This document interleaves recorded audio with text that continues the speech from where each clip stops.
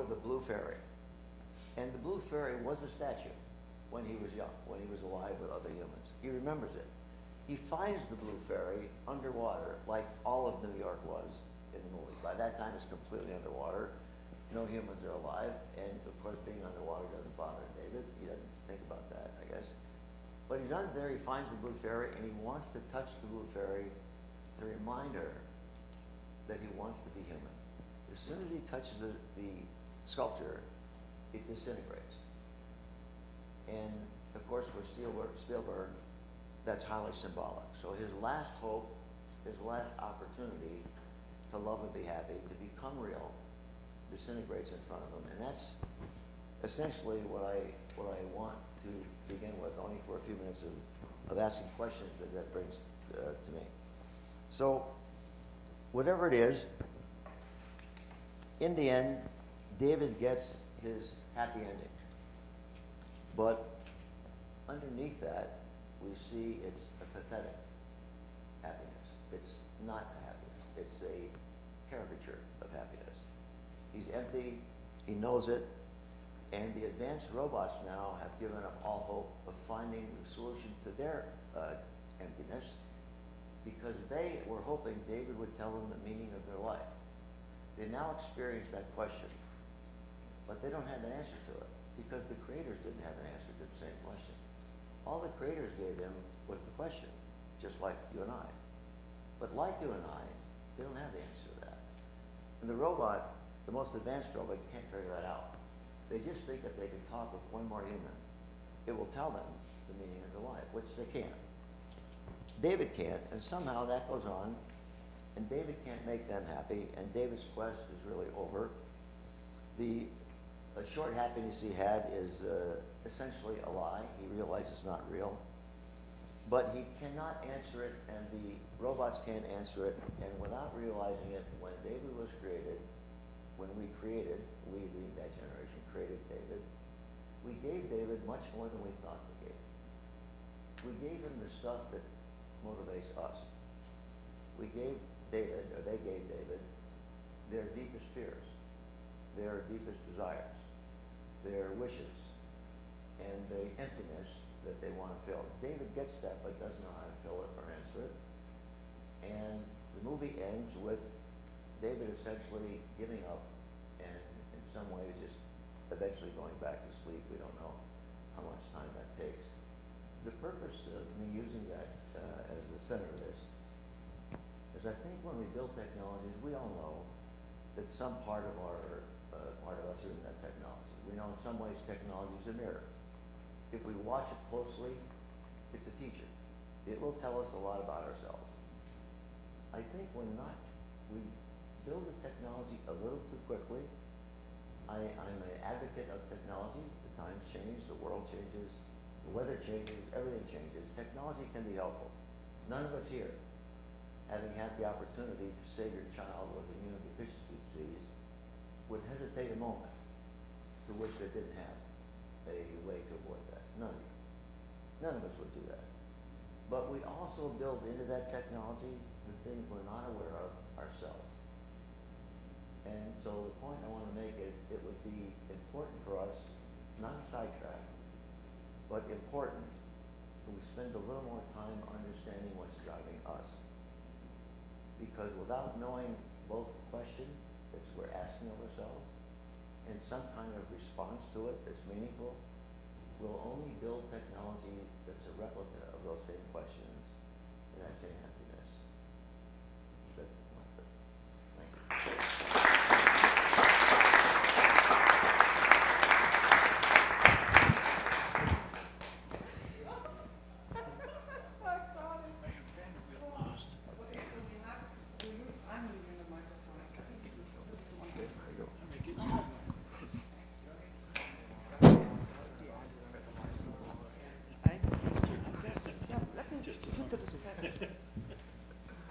Just a second.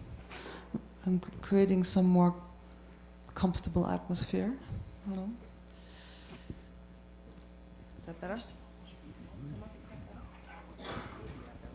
All right, so Now we basically have introduced material and some initial questions, and the rest of the time, we've got a little bit over 20 minutes.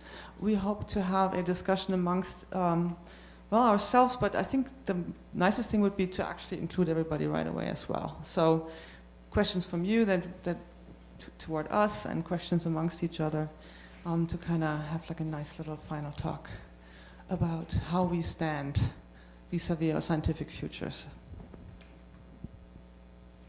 Any questions from you to start off with?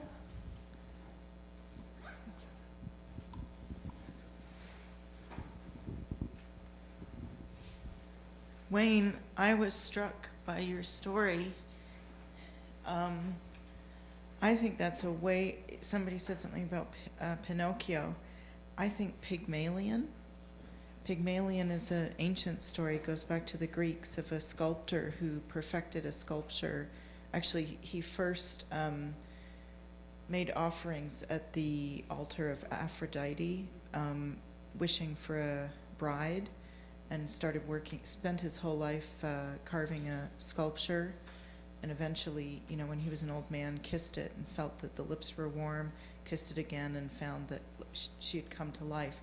And that's a theme. It's not just a... and they had a lot of sex from then on. They had a lot of sex from then on. Yeah, right. And that's what has fascinated painters over for hundreds of years, is not so much, first of all, like, painters love the idea of an old man carving a beautiful young virgin, probably. Well, for sure, virgin. And she's came out of rock, right? Of course, she's a virgin. So it's a really ancient, it doesn't have to do with technology. It has to do with reality. I was also thinking of Blade Runner has these same questions of, but it has to do with our reality. And I don't know, when you think about history, what is it about our reality that we need? Why do we need it reaffirmed for us? Why has the Pygmalion myth, which I think continues in this movie AI, been such a fixation for humanity throughout the ages? I think there is a little exercise. Sometimes I'll use this. There is a little. You hear that? Okay. There is a little exercise sometimes in class where I try to get the students to imagine being in an uninhabited desert that no other human has been before, as far as we know. They find a watch. And the exercise, they try to figure out what kind of culture would build a watch. What could you know about the people, the things that built that, and the culture they were in that would want to build a watch? It's a good way to begin from the other way around. It's going from a watch to a culture that would build it. I think the reason we keep getting the same themes in mythology and stories in this good movie is we haven't actually found a satisfactory answer to those questions. Sometimes I think it's because we actually don't know them. Sometimes I think it's because we don't want to know them. And they're hard, but unless I'm not one to think there's some answer to all this stuff, but I think awareness matters. And unless we're a little bit more aware of why we build things the way we do, they'll be in those things, the good things that we like, curing diseases, but the things we don't know much about that harm us. And now we just build a more powerful version of the harm. That's the point I want to make. It goes right back to the Frankenstein story, right? I mean, because one theme that I hear in the movie, I haven't seen this movie, but from the way that you re-narrated it, it sounds like one of the big deals is abandoning your creation and not actually taking responsibility for it, right? I mean, just like tossing the monster out and actually creating the monster by tossing it out and basically transferring your own existential inadequacies, because Frankenstein has some issues, right? I mean, I'm not talking about the monster now, I'm talking about the creator. Yeah. Has some real issues about his mother's death, about his own motivation, right? He just does it without thinking, right? So, so it sounds like it's still the same question that is being pursued now, and we have to face it all over again, right? So it goes back to the 19th century. Everything goes back to the 19th century.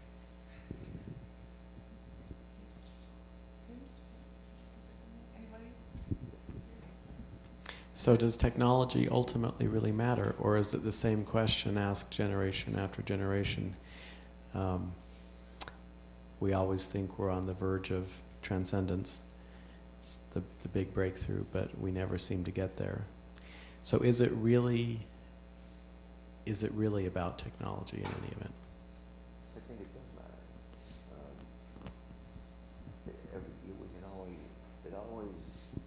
We have those things deep inside us that we're learning about as time goes on. Technology helps us find a little bit about that. But we always live in a time and space, right? So right now it matters that we can cure diseases, that we can fix disabilities, that we can feed the world, feed ourselves, have shelter and warmth. I think that matters. Those things matter to a generation, and the technology can help us. That's fine.